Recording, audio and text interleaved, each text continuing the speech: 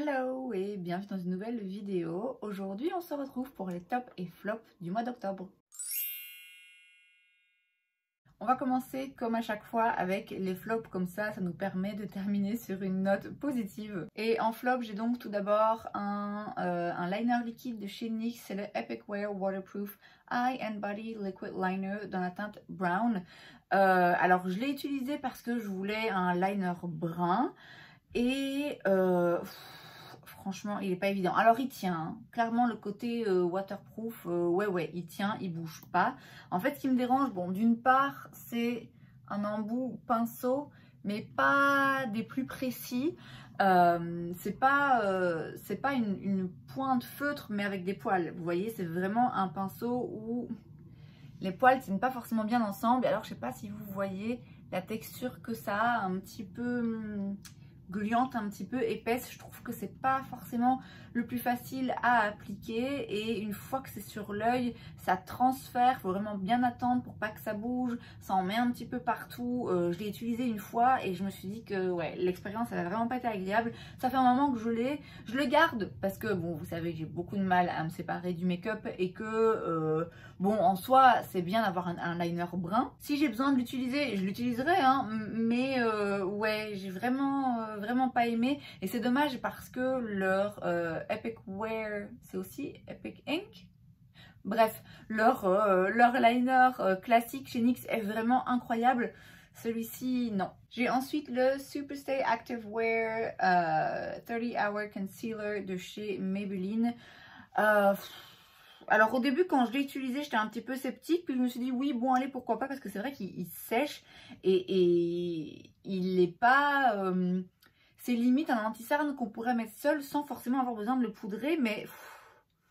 oui, il est pas très couvrant. Alors après ça peut plaire, hein, mais non, les quelques fois que je l'ai utilisé, j'ai pas été fan. Il fait pas assez de ce que j'ai besoin qu'un anti-cerne fasse. Je suis pas hyper fan de l'applicateur, le stopper. Le produit est très liquide et je sais pas. Je suis pas, non, je suis vraiment pas convaincue. J'ai pas encore dit mon dernier mot. Je vais continuer quand même à l'essayer, à l'utiliser, mais globalement, après l'avoir utilisé 2-3 fois, je l'ai mis de côté parce que je me suis dit ouais, en fait, j'ai l'impression que quand je le porte, je suis pas fan de mon make-up et donc voilà, par principe, bah ouais, je l'utilise pas quoi. J'ai ensuite ce produit de chez Catrice, c'est le Magic Shaper Contour and Glow Stick. Vous avez donc d'un côté un bronzer et de l'autre un highlighter en stick. Oui, bon, le terme contour et glow, ça pour moi c'est pas une teinte de contour, mais bon voilà, on va dire que c'est un détail.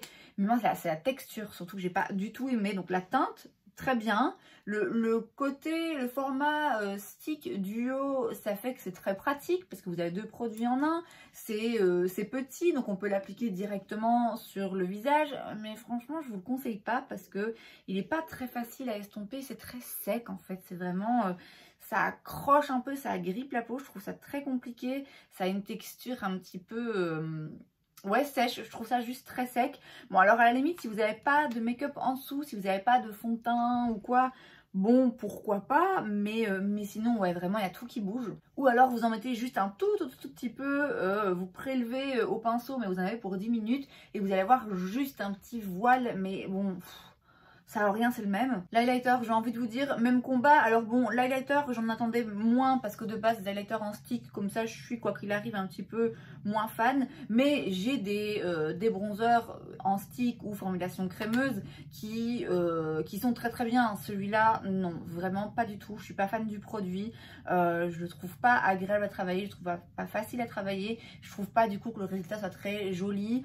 Ma première impression a été assez mauvaise. Je l'ai retesté pour voir un petit peu et non, je confirme que ça vraiment je suis pas fan. Alors certes ça coûte pas grand chose et vous avez encore une fois deux produits pour un, mais même quand c'est pas cher, moi je veux quand même quelque chose qui fonctionne. Et justement parlons de ces produits pas chers et efficaces. On va rester chez Catrice puisque là j'ai un produit décevant, mais j'ai aussi 3 produits qui se retrouvent dans mes tops. À commencer sans surprise par le Plumping Lip Liner, mais dans la teinte cette fois-ci 069 Manhattan qui se trouve juste ici. C'est un plus récent, en tout cas moi j'ai testé cette teinte récemment. D'habitude ma teinte fétiche c'est la 040 Starring Roll que j'ai déjà acheté 3 fois, que j'ai en réserve. Celle-ci est vraiment très très bien. Elle est un peu plus foncée. C'est la teinte que je porte aujourd'hui et vraiment un très beau nude. Je triche un peu parce que c'est vrai que c'est un produit que je connaissais déjà, mais j'ai tellement aimé la couleur et j'ai tellement pas arrêté de l'utiliser que bah voilà, je le mets quand même dans les tops. Pareil pour le Marblelicious Liquid Lip Balm de chez Catrice, donc toujours.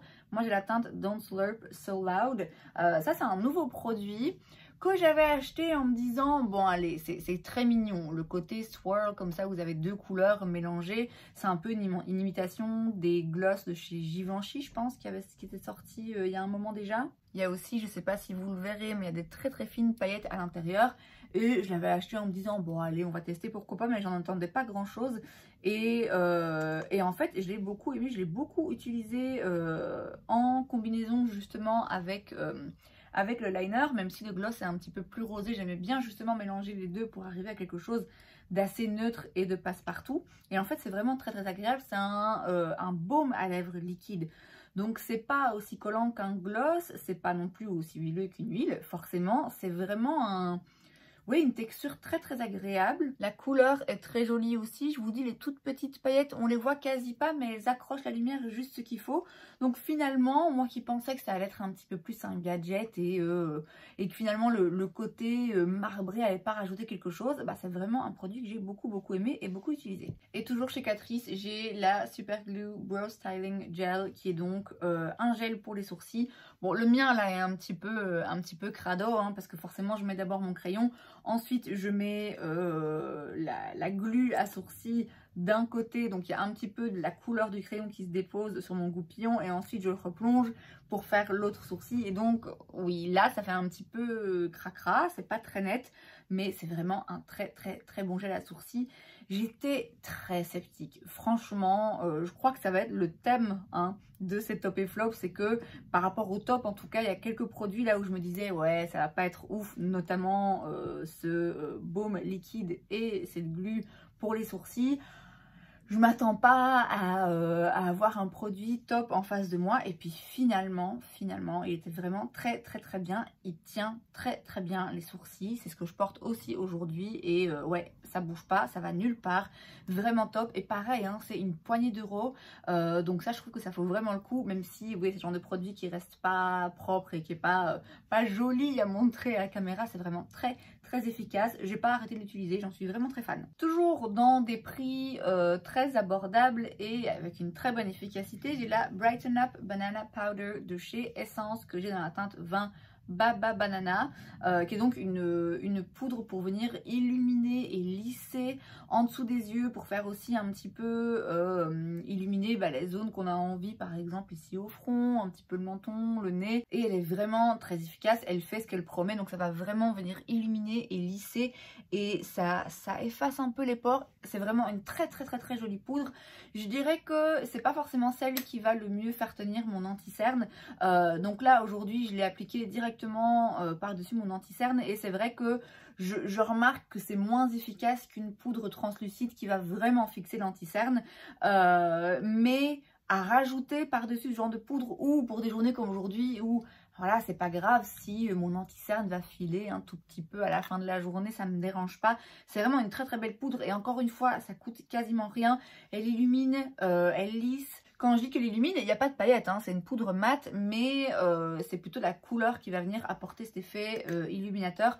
Vraiment une très belle poudre, encore une fois, pour presque rien. Bon là, on se décale un petit peu de prix et on passe à des produits un petit peu plus chers, mais qui restent, je trouve, quand même raisonnables. On a d'abord un Dazzle Stick chez KVD, c'est la teinte Hail Surge. Ça faisait très longtemps que j'avais envie d'acheter ce produit et je suis pas déçue. Il est vraiment très joli. Il y a plein de paillettes, plein de reflets. C'est le genre de produit que j'aime beaucoup utiliser seul les jours où j'ai pas envie de faire un look avec 10 000 fards à paupières, mais que je veux quelque chose sur ma paupière quand même qui soit joli, qui soit brillant. Quand on l'estompe, quand on le travaille, ça révèle vraiment toutes les paillettes. C'est un très très beau produit que je trouve splendide. Il y en a d'autres hein, dans le même genre, ce n'est pas forcément nécessaire.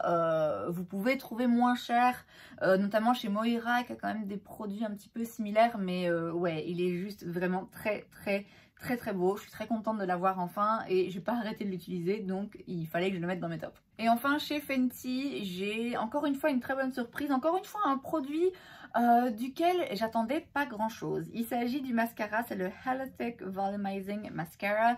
J'avais déjà essayé l'ancien mascara de chez Fenty, j'ai oublié le nom maintenant, bref, elle avait un mascara il y a longtemps déjà où il y avait un petit peu de deux côtés comme ça la brosse, je l'avais essayé. Ouais, franchement, il était pas ouf.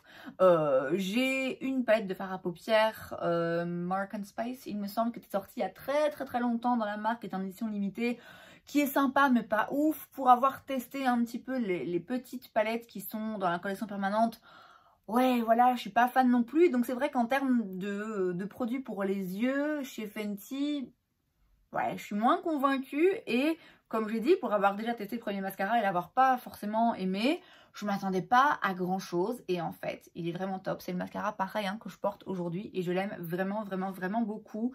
La brosse est une brosse un petit peu en forme de cône. Donc moi là j'ai le mini format que j'avais eu en cadeau chez Sephora et franchement je suis bien contente. Je suis vraiment bien contente de l'avoir eu en cadeau parce que je l'aurais pas acheté. Je pense pas que je l'aurais acheté de moi-même parce que bah, comme j'ai dit, j'avais été très déçue du premier mascara et comme je dis toujours, les mascaras chez Essence ça coûte même pas 5 € et c'est très bien comme ça. Donc j'aurais pas sauté le pas de l'acheter et bah je me serais trompée, je serais passée à côté de quelque chose parce que vraiment il est top. Alors est-ce que je me vois forcément l'acheter en grand format ? J'en sais rien, je pense pas, parce que j'en ai des mascaras, j'en ai encore de réserve, et puis celui-ci il n'est pas encore vide, hein, parce qu'il y a quand même de quoi faire, même dans un petit format. Mais si vous hésitiez, si vous aviez acheté le premier, que vous aviez été déçu, et que du coup vous avez peur d'acheter celui-ci, franchement vous pouvez y aller, il est vraiment top. Et c'est donc tout pour cette vidéo, j'espère que ça vous a plu. Si c'est le cas, n'hésitez pas à laisser un like, vous pouvez aussi vous abonner à ma chaîne, parce que c'est gratuit, donc pourquoi pas. Et moi je vous dis à la prochaine fois, bye.